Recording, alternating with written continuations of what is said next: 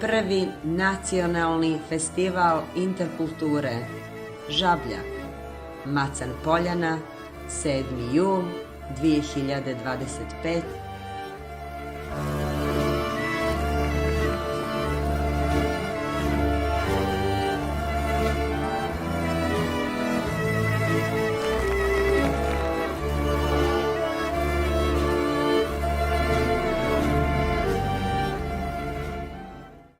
Predstavlja nam veliku čast i zadovoljstvo što će Žabljak po prvi put biti domaćin jednog ovako značajnog festivala koji promoviše zajedništvo, koji promoviše međunacionalni i međuetnički sklad i koji promoviše sve ono što našu zajedničku domovinu Crnu Goru krasi.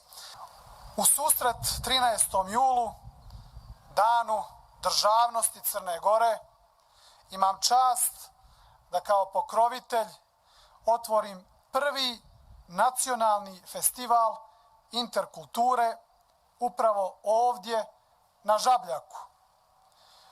Pod visinama našeg Durmitora, planine koja u sebi nosi duh slobode i ideju Crne Gore kao ekološke države. Zahvaljujem se svim asamblima iz svih krajeva naše zemlje koji čuvaju duh narodne umjetnosti, igre i pjesme koje nijesu samo koreografije, već istorija prenešena pokretom i glasom.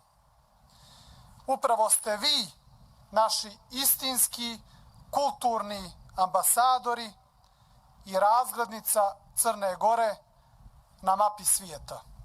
Zato sa ovog mjesta i srca Durmitorskog kraja šaljemo poruku radosti, zajedništva i ponosa na ono što jesmo i neka ova svečanost postane godišnji poziv na okupljanje. Proglašavam prvi nacionalni festival interkulture otvorenim.